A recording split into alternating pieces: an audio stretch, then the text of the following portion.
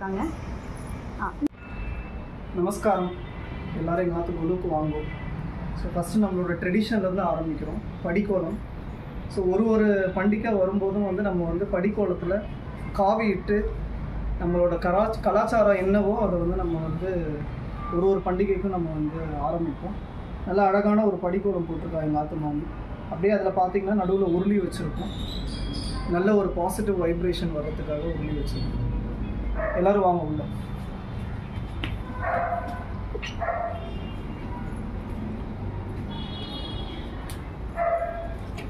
இப்போ கோலி பார்க்க போகிறோம்.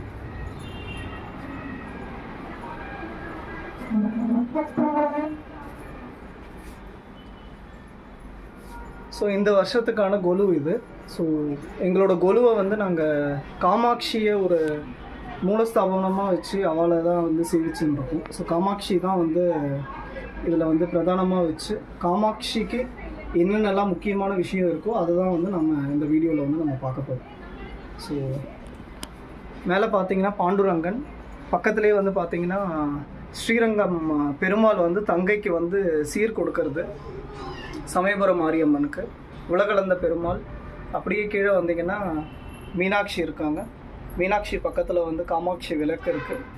அதே காமாட்சி விளக்கை வந்து இந்த வாட்டி கிளேயில் வந்து புதுசாக அழகாக செஞ்சு கொடுத்துருக்காங்க. அப்படியே கீழே வந்தீங்கன்னா இந்த வாட்டி நம்ம அலங்காரம் பண்ணி புதுசாக நம்ம இது பண்ணியிருக்கிறது வந்து பார்த்திங்கன்னா நாகாத்தம்மன். ஸோ நாகாத்தம்மனுக்கு வந்து 10 பவுனில் தங்கச்சங்கிலி வந்து செஞ்சு போட்டிருக்கோம். அதில் வந்து பார்த்திங்கன்னா அழகாக வைரத்திலேயே வந்து தாலி போட்டிருக்கோம் எங்கள் அம்மனுக்கு. அம்மனுக்கு ஒரு அலங்காரமும் பார்த்து பொறுமையாக நிறுத்தி நிதானமாக எங்கள் ஆத்து மாமி பண்ணியிருக்கா.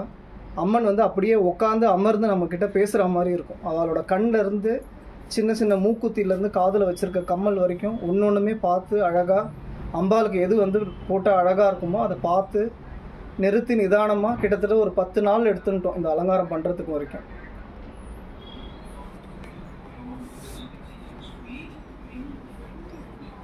அப்படியே வந்து மேலே வந்து பார்த்தீங்கன்னா தபஸ் காமாட்சி இருக்கா.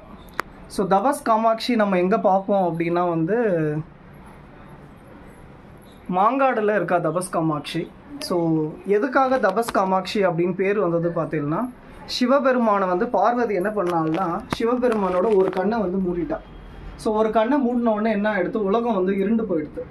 ஸோ உலகம் இருண்ட உடனே என்ன ஆகிடுது, பக்கத்தில் இருக்கிற முனிவர்கள் எல்லாம் போயிட்டு சிவன் கிட்ட போய் வேணும்னா, சிவனே உலகத்தை வந்து இருட வச்சுட்டியே, எங்களுக்கு வந்து வெளிச்சத்தை கொடு அப்படின்னு சொல்லிட்டு சிவபெருமான் கிட்ட வேண்டின்ட்டான், எனக்கு வந்து வெளிச்சம் வேணும் அப்படின்னு சொல்லி. எல்லாரும் ப்ரே பண்ணதுக்கப்புறமா சிவன் என்ன பண்ணிட்டார், அவரோட நெற்றிக்கண்ணை திறந்துட்டார். நெற்றிக்கண்ணை திறந்த உடனே என்ன ஆயிடுச்சு, உலகம் வந்து எரிஞ்சு போயிடுது. எரிஞ்ச உடனே அந்த சிவன் வந்து என்ன பண்ணிட்டார், எரிஞ்சதால சிவன் கிட்ட இருந்து பார்வதி வந்து என்ன பண்ணிட்டா, சாபம் வாங்கிட்டான். சாபம் வாங்கிட்டு அவன் வந்து பூலோகத்துக்கு என்ன அவதாரமாக உதிச்சானா காமாட்சியா வந்திருக்கா. ஸோ சிவனோட ஒய்ஃபான பார்வதி பூலோகத்துக்கு வந்தது தான் வந்து காமாட்சின்ற ஒரு ரூபம். அந்த காமாட்சின்ற ரூபத்தை எதுக்காக எடுத்தானா, திருப்பி அவள் வந்து சிவன் கிட்ட போய் சேரணும். எப்படி சேர்றான்ற காட்சியை தான் வந்து முதப்படியில் வச்சிருக்கோம்.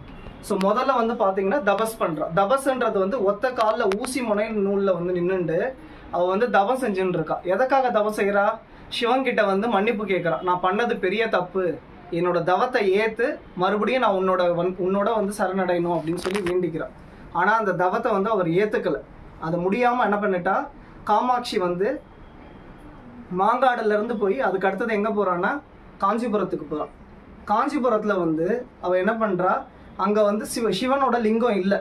ஸோ அதனால் என்ன பண்ணுறா, மண்ணில் வந்து சிவனை வந்து லிங்கமாக செஞ்சு பிரதட்சணம் பண்ணுறான். அந்த இடத்துல பிரதட்சணம் பண்ணும்போது சிவன் வந்து என்ன பண்ணுறாரு, அவளுக்கு நிறைய டெஸ்ட் வைக்கிறாரு அங்கே இடத்துல, எப்படிலாம் வந்து நம்ம வந்து அந்த தவத்தை கலைக்கணும் அப்படின்னு சொல்லிட்டு. அப்போ என்ன பண்ணுறாரு, காவிரி ஆறை வந்து திறந்து விடுறாரு. ஸோ அந்த ஆறு வந்து அப்படியே மணலில் வந்து கரையணும் அப்படின்னு சொல்லிட்டு அந்த சிவனை வந்து கரைக்கணும் அப்படின்றதுக்காக அந்த தண்ணி வரும்போது அவன் என்ன பண்ணுறான்னா அந்த சிவனை வந்து கட்டி அணைச்சிக்கிறான். எப்படியாவது அந்த தண்ணியிலேருந்து நம்ம சிவபெருமானை வந்து காப்பாற்றணும், நான் செஞ்ச சிவன் வந்து என்றைக்குமே கரையக்கூடாது அப்படின்னு சொல்லிட்டு அந்த இதில் வந்து அவள் தவத்தை ஏற்றுண்டு அவன் வந்து சிவனோட அடியில் போய் சேர்றான். ஸோ இதுதான் வந்து மாவடி சேவை அப்படின்னு சொல்லுவாள். மாமரத்து அடியில் இருந்து காமாட்சி வந்து சிவனுக்கு வந்து ஆலிங்கனம் பண்ணி பண்ணுறது. இது வந்து இந்த ஒரே ஒரு ஆலிங்கம் பண்ணுறது வந்து நம்ம வெறும் காஞ்சிபுரத்தில் மட்டும்தான் பார்க்க முடியும், வேறு எந்த இடத்துலையுமே கிடையாது இது. அதுக்கு கீழே பார்த்தீங்க அப்படின்னா வந்து இந்த பக்கத்தில் இருந்து பார்த்தீங்கன்னா வந்து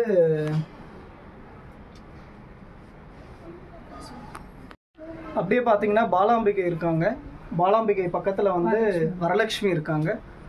திருக்கடையூர் அபிராமி, கமலாம்பிகை, வெற்றிலை அம்மன், ஸ்ருங்கேரி சாரதா, கிரகலட்சுமி. அப்படியே அந்த பக்கம் வந்தீங்கன்னா இந்த வருஷத்தோட புது வரவு அப்படின்னு பார்த்தீங்கன்னா பெட்டி அம்மன், பெட்டி காளி அம்மன் அப்படின்னு சொல்லுவாங்க. ஸோ இதுக்கு எதற்காக பெட்டி காளி அம்மன் அப்படின்னு பேர் வந்தது அப்படின்னு பார்த்தீங்கன்னா இந்த அம்மனை வந்து பெட்டியில் வச்சு தான் வணங்குவாங்க. ஸோ இதுக்கு வந்து ஒரு பெரிய கதையே இருக்குது. அந்த கதையை நான் எக்ஸ்பிளைன் பண்ணுறேன் இப்போது. ஸோ என்ன ஆச்சுன்னா, ஒரு காளி அம்மன் அப்படின்றது வந்து பார்த்தீங்கன்னா முக்கால்வாசி வந்து நார்த் இந்தியாவில் தான் வந்து பிரதட்சணம் பண்ணுவாங்க. ஸோ அப்படி நார்த் இந்தியாவில் வந்து ஒரு மன்னர் வந்து ஒரு பெரிய காளியை வச்சு வணங்கிட்டு வந்துட்டு இருந்தாங்க. ஸோ அந்த காளிக்கு வந்து எல்லாம் 1000 கணக்கில் தான் படைப்பார். ஸோ படைச்சு ஒன்று நெய்வேத்தியம் பண்ண அந்த மன்னருக்கு வேண்டியது எல்லாமே வந்து கிடச்சிது. ஸோ இது மாதிரி பண்ணிகிட்டே இருக்கும்போது அம்பாள் வந்து அவர் நிறையா கொடுக்க நிறையா திருப்பி செஞ்ச உடனே அந்த ஊர் வந்து செல்வ செழிப்பாக ஆயிடுச்சு. ஆனதுக்கப்புறம் அம்பாள் என்ன பண்ணிட்டா, எனக்கு வந்து இந்த ஊர் நல்லா ஆயிடுச்சு, அதனால நீ வந்து என்ன பண்ணுறேன்னா எனக்கு ஒரு பெட்டி ஒன்று தயாரித்து அந்த பெட்டியில் என்னை உட்கார வச்சு என்னை வந்து கடலில் போட்டுடு அப்படின்னு சொல்லிட்டார். அதை அம்பாளோட வேண்டுதலை ஏற்றுன்ட்டு அந்த மன்னர் என்ன பண்ணுறாரு, ஒரு பெரிய பெட்டி ஒன்று செஞ்சு அந்த பெட்டி உள்ள அம்பாளை வச்சு பெட்டியை க்ளோஸ் பண்ணி கடலில் போட்டுடுறாரு. ஸோ அந்த கடலில் போட்ட பெட்டி என்ன ஆகுறதுன்னா அங்கேருந்து அந்த கடல்லையே அப்படியே வந்து இந்த சைடில் வந்துடுறது. காரைக்காலுக்கு பக்கத்தில் திருராயல்பட்டினம்ன்ற இடத்துல வந்து அந்த கரையில் வந்து அது சேர்ந்த உடனே என்ன பண்ணுறா, மீனவர்லாம் மீன் பிடிச்சிட்டு வரும்போது ஒரு பெரிய பெட்டி பார்க்குறாங்க. பெட்டி பார்த்தோன்னே இந்த பெட்டியில் ஏதோ இருக்கு போல இருக்கு, அதை நம்ம எடுத்து பார்க்கலாம் அப்படின்னு சொல்லிட்டு எல்லாரும் போய் எடுக்க ட்ரை பண்ணுறோம். ஆனால் அந்த பெட்டியை தொடவே முடியல, அவ்வளோ வெயிட்டாக இருக்குது.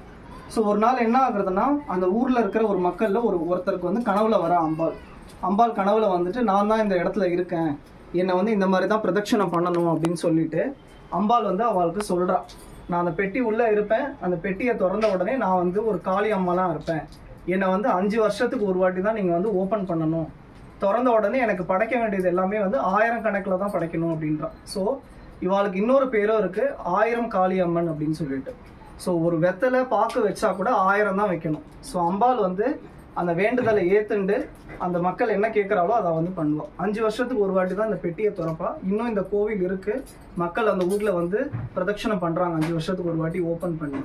இந்த ஊரோட ஒரு பெரிய ஸ்பெஷாலிட்டி என்னன்னு பார்த்தீங்கன்னா, 5 வருஷத்துக்கு ஒரு வாட்டி ஓப்பன் பண்ணி பூஜை பண்ணி முடிச்சதுக்கு அப்புறமா அந்த மலர்கள், அதுக்கப்புறம் லெமன், அந்த அம்பாளுக்கு தேவையானதெல்லாம் அந்த பெட்டி உள்ள வச்சுட்டு மூடினதுக்கப்புறம் 5 வருஷத்துக்கு அப்புறமா திருப்பி ஓப்பன் பண்ணுவான். பண்ணும்போது பார்த்தீங்கன்னா அந்த மலர்கள் எப்படி வச்சாலோ அதே மாதிரி தான் இருக்குமா. அந்த ஃப்ரெஷ்னஸோட சரி, அந்த லெமனுமே சரி, எல்லாமே அப்படியே தான் இருக்குமா. அது வந்து அந்த ஊரில் வந்து ஒரு பெரிய விஷயமா அது வந்து பார்க்குறா. அம்பாள் வந்து இன்னும் உயிரோட தான் அந்த பெட்டியில் இருக்கான்றது வந்து ஒரு பெரிய ஐதீகம். மற்ற நாட்களில் போனீங்கன்னா பெட்டி மட்டும் இருக்கும், அதை மட்டும் நம்ம பிரதட்சணை பண்ணிட்டு வரலாம். இதோட 2027 திருப்பி ரீஓப்பன் பண்ணுறாங்க, அந்த பெட்டியை ஓப்பன் பண்ணி இது பண்ணுவாங்க. இப்போ நம்ம எப்படி அத்திவரதர் வந்து எல்லாருக்குமே தெரியுமோ, அது மாதிரி பெட்டி காளி அப்படின்றது வந்து இப்போ எங்களுக்கு தெரிய வந்ததுக்கப்புறமா எடுத்து நாங்கள் வாங்கினதுக்கப்புறமா இதோட டீட்டெயில்ஸ் வந்து செக் பண்ணி பார்த்துட்டு உங்களுக்கு நாங்கள் கம்யூனிகேஷன் ஷேர் பண்ணுறோம். பக்கத்துலேயே பார்த்தீங்கன்னா நம்மளோட அம்மன், இது வந்து நம்ம எல்லாருமே அம்மன் படத்தில் பார்த்துருப்போம். ரம்யா கிருஷ்ணன் நடிச்சிருக்க படத்தில் வந்து பார்த்துருந்தீங்கன்னா அந்த அம்மன் இருப்பாங்க, பொட்டு அம்மன் அப்படின்னு சொல்லுவாங்க. இவங்க வந்து நம்ம மோஸ்ட்லி வந்து ஆந்திராவில் வந்து இந்த மாதிரி அம்மன் வந்து வச்சு பிரதட்சணம் பண்ணுவாங்க. பக்கத்தில் இருக்கிறது வந்து புற்றம்மன், அதுக்கு பக்கத்தில் இருக்கிறவங்க வந்து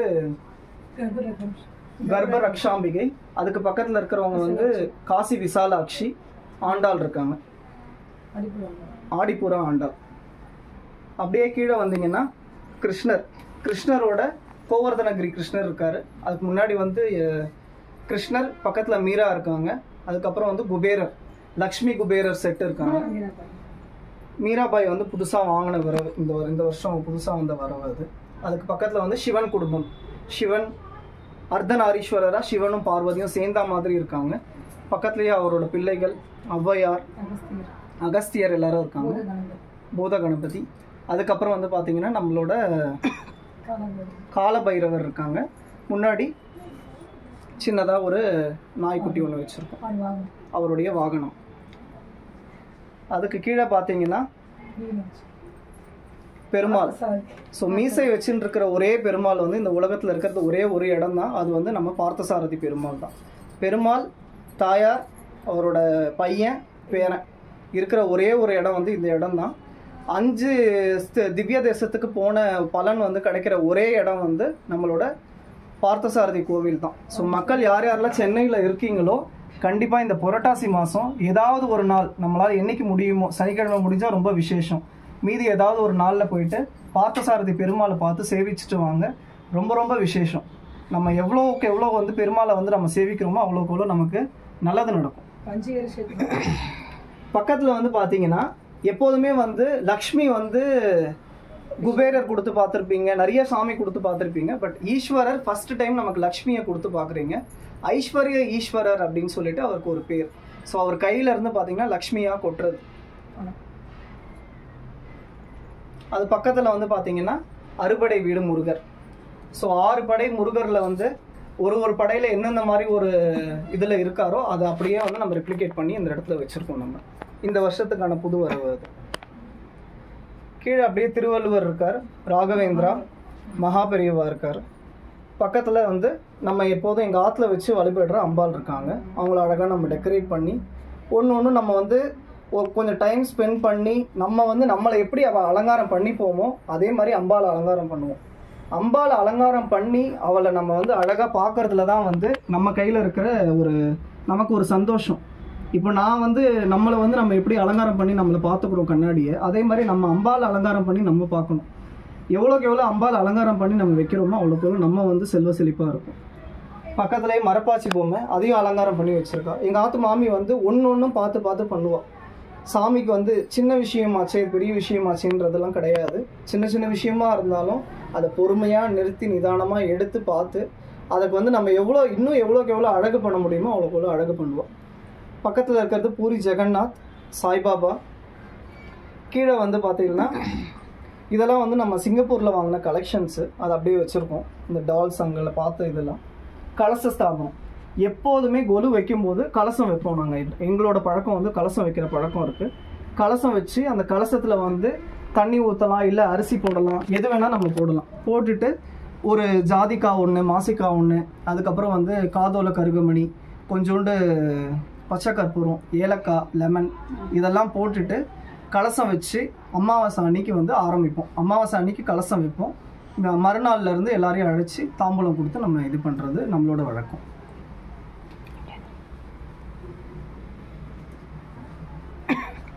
அப்படியே கீழே பார்த்தீங்கன்னா கிருஷ்ணர் இருக்கார். கிருஷ்ணர் பக்கத்தில் வந்து வாராகி இருக்காங்க. வாராகி பக்கத்தில் வந்து அம்பாள் இருக்காங்க.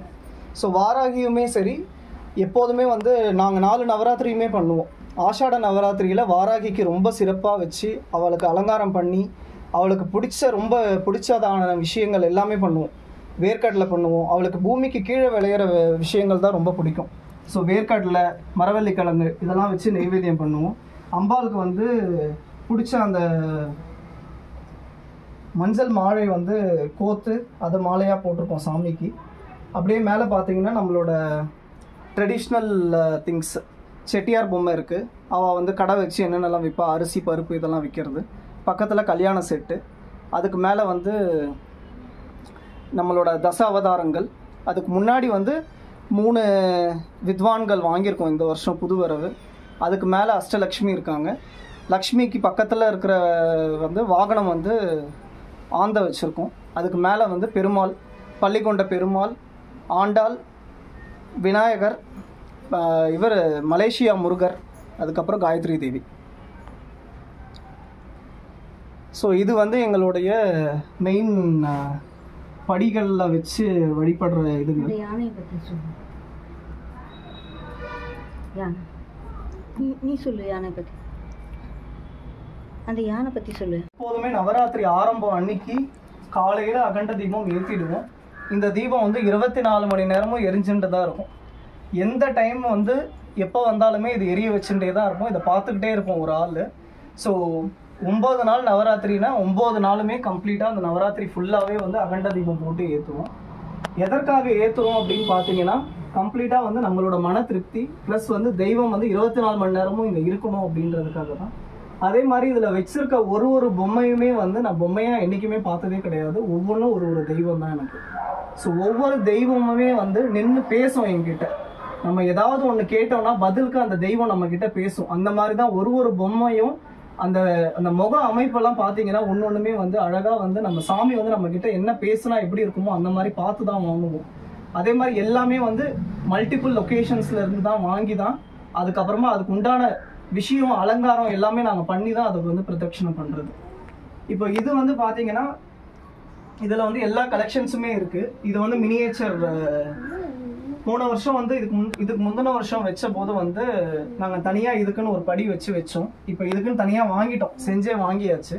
இதில் வந்து பார்த்தீங்கன்னா வெள்ளி இருக்குது, பிராஸ் இருக்குது, அதுக்கப்புறம் வந்து பஞ்சலோகம் இருக்குது, எல்லாமே கலந்து இதில் வச்சுருக்கோம் நாங்கள். ஸோ காமாட்சியை ஆல்ரெடி நான் சொன்ன மாதிரி காமாட்சியை வந்து பிரதானமாக வச்சு தான் இந்த குழு இருக்குது. ஸோ மொதல் படியில் வந்து பார்த்தீங்கன்னா ஃபஸ்ட்டு காமாட்சி இருக்காங்க. காமாட்சிக்கு முன்னாடி வந்து ஸ்ரீ சக்கரம் இருக்குது. இந்த பக்கம் வந்து பார்த்தீங்கன்னா சரஸ்வதி, இந்த பக்கம் வந்து துர்காதேவி. ஸோ இவங்க 3 பேரை வச்சு தான் மொதல் படியில் ஆரம்பிச்சிருக்கோம். அதுக்கு கீழே வந்து பார்த்தீங்கன்னா தசமகா வித்யா இருக்காங்க, சாரதா தேவி, ராஜசாமுலா, மீனாட்சி இருக்காங்க, வாராகி, அதுக்கப்புறம் வந்து தாராதேவி இருக்காங்க. அதுக்கு கீழே வந்து பெருமாளுக்கு பக்கத்தில் வந்து கிருஷ்ணருக்கு முன்னாடி வந்து பாதம் வாங்கி வச்சுருக்கோம் புதுசாக. அதுக்கப்புறம் வந்து கீழே வந்து பார்த்தீங்கன்னா மகாலட்சுமிக்கு தேவையான வஸ்துக்கள் எல்லாமே இருக்குது. சோழி, குன்றின் மணி, தாமரை விதை, அதுக்கப்புறம் வந்து பக்கத்துலேயே வந்து பார்த்தீங்கன்னா குபேரர் இருக்கார். லக்ஷ்மி பக்கத்தில் இருக்கிறவர் குபேரர். தத்தாத்திரியரும் இருக்கார் இந்த பக்கத்தில். அது கீழே வந்து பார்த்தீங்கன்னா சிவன், சிவலிங்கம், ஐயப்பன், அதுக்கப்புறம் வந்து விநாயகர் இருக்கார். அதுக்கு கீழே வந்து பார்த்தீங்கன்னா மாரியம்மன், சிவன் பஞ்சலோகத்தில் இருக்கார். சிவன் இதுக்கு முன்னாடி படியில் வந்து வெள்ளியில் இருப்பார், இதுக்கு கீழே வந்து பஞ்சலோகத்தில் இருக்கார். அதுக்கு பக்கத்தில் இருக்கிறவர் வந்து மரகதலிங்கத்தில் வாங்கியிருக்க சிவலிங்கம். அதுக்கப்புறம் வந்து சர்க்கோணம் பஞ்சலோகத்தில் இருக்குது. பக்கத்துலேயே வந்து முருகர் வள்ளி தெய்வானையோடு இருக்கார், வேலோடு இருக்கார். விநாயகர் கீழே வந்து பார்த்தீங்கன்னா விநாயகர், சரஸ்வதி,